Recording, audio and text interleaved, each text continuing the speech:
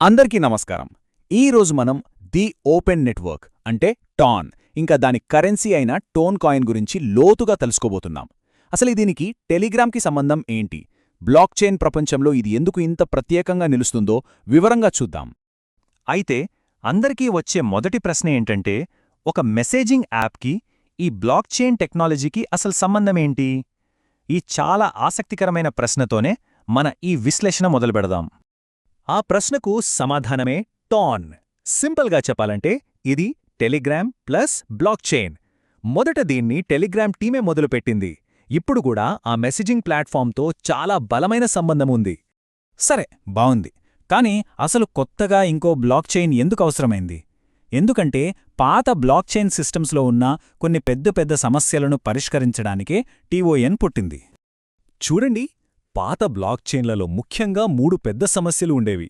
1 transactions చాలా నెమ్మదిగా జరగడం, 2 ఫీజులు చాలా ఎక్కువగా ఉండడం, ఇక 3 కోట్లాది మంది వినియోగదారులను ఒకేసారి హ్యాండిల్ చేయలేకపోవడం.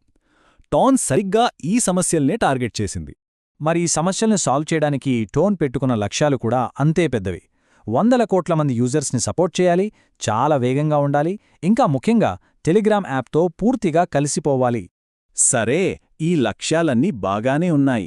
కానీ ఇంత పెద్ద గోల్స్ రీచ్ అవ్వడానికి అసలు టాన్ టెక్నాలజీ ఎలా పనిచేస్తుంది? దాని వెనకున్న ఇంజినేంటి? పదండి చూద్దాం. టాన్ ఇంత వేగంగా ఉండటానికి అసలు కారణం షార్డింగ్ అనే ఒక కాన్సెప్ట్. దీన్ని సింపుల్గా చెప్పాలంటే ఒక పెద్ద హైవేని చాలా లేన్స్గా విడగొట్టడం లాంటిది. నెట్వర్క్ను ఇలా చిన్న భాగాలుగా అంటే షార్ట్ చైన్స్గా విభజించి ఒకేసారి వేల కొద్ది ట్రాన్సాక్షన్స్ ప్రాసెస్ చేస్తారు. దీనివల్ల స్పీడ్ అస్సలు తగ్గదు. అంటే ఒక ట్రాన్సాక్షన్ చేసినప్పుడు ఏం జరుగుతుందంటే, ముందుగా అది ఒక చిన్న చైన్ అంటే షార్ట్ చైన్కి వెళ్ళి వెంటనే ప్రాసెస్ అవుతుంది. ఆ తరువాత మెయిన్ చైన్ అంటే మాస్టర్ చైన్ దాన్ని ఫైనల్గా కన్ఫర్మ్ చేస్తుంది. ఈ ప్రాసెస్ అంతా కేవలం కొన్ని సెకండ్లలోనే అయిపోతుంది. అద్భుతం కదా? ఇక సెక్యూరిటీ విషయానికొస్తే టాన్ ప్రూఫ్ ఆఫ్ స్టేక్ అనే ఒక మోడర్న్ సిస్టమ్ను వాడుతుంది. ఇది పాత పద్ధతులతో పోలిస్తే చాలా వేగవంతమైనది, ఇంకా చాలా తక్కువ కరెంటును వాడుకుంటుంది. అంటే పర్యావరణానికి కూడా మంచిదన్నమాట. ఓకే, టెక్నాలజీ అంతా బాగుంది. కానీ మనలాంటి వాళ్లకి టోన్ కాయిన్ వల్ల నిజంగా ఉపయోగం ఏంటి? దాన్ని అస్సలు ఎక్కడెక్కడ వాడొచ్చు?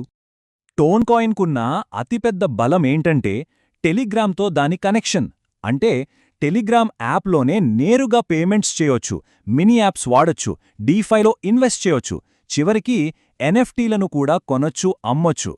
ఇక్కడ ఇంకో ఇంట్రెస్టింగ్ విషయం ఏంటంటే బిట్కాయిన్ లాగే టోన్ కాయిన్కి కూడా ఒక లిమిట్ ఉంది. మొత్తం సప్లై సుమారు 5 బిలియన్లు మాత్రమే. దీనివల్ల దాని విలువ నిలకడగా ఉండే అవకాశముంది. కొత్త కాయిన్లు నెట్వర్క్ను సెక్యూర్ చేసేవాళ్లకి రివార్డుల రూపంలో మాత్రమే వస్తాయి. సరే, మరి మార్కెట్లో ఉన్న ఇతర పెద్ద బ్లాక్ చైన్లతో పోలిస్తే టాన్ ఎక్కడ నిలుస్తుంది? ఒక చిన్న కంపారిజన్ చూద్దాం.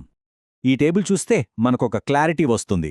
స్పీడ్, ఫీజుల విషయంలో టీఓఎన్ చాలా స్ట్రాంగ్గా ఉంది. ఇథీరియం కంటే వేగంగా సొలానాతో పోటీ పడుతోంది. కానీ అసలైన తేడా ఎక్కడొస్తుందంటే దాని ఫోకస్. టీఓఎన్ ప్రధానంగా మెసేజింగ్ ఇంకా పేమెంట్స్ను కలపడంపై దృష్టి పెడుతుంది. ఏ టెక్నాలజీకైనా ప్లస్లు మైనస్లు ఉంటాయి కదా, టోన్ కూడా అంతే. ఒకవైపు టెలిగ్రామ్ యొక్క కోట్లాది మంది యూజర్స్ బేస్, తక్కువ ఫీజులు దీనికి పెద్ద బలం. మరోవైపు దీని ఎకోసిస్టమ్ ఇంకా కొత్తది. డీఫై, ఎన్ఎఫ్టీ మార్కెట్లు ఇంకాస్త డెవలప్ అవ్వాలి. మొత్తం ఈ విశ్లేషణ అంతా ఒక్క వాక్యంలో చెప్పాలంటే టీఓఎన్ అంటే టెలిగ్రామ్ ద్వారా 100 కోట్ల మందికి బ్లాక్ చైన్ టెక్నాలజీని అందించే ఒక ప్రయత్నం. ఇదే ఈ ప్రాజెక్ట్ యొక్క మొత్తం విజన్. సో ఇదంతా చూశాక మనందరి మదిలో మెదిలే ఒకే ఒక పెద్ద ప్రశ్న, టెలిగ్రామ్ లాంటి ఒక పాపులర్ యాప్ క్రిప్టోను టెక్నాలజీ తెలిసిన కొద్దిమంది నుంచి తీసుకెళ్లి సామాన్య ప్రజలందరికీ చేరువ చేయగలదా? దీన్ని మెయిన్ స్ట్రీంలోకి తీసుకురాగలదా? దీనికి సమాధానం కాలమే చెప్పాలి.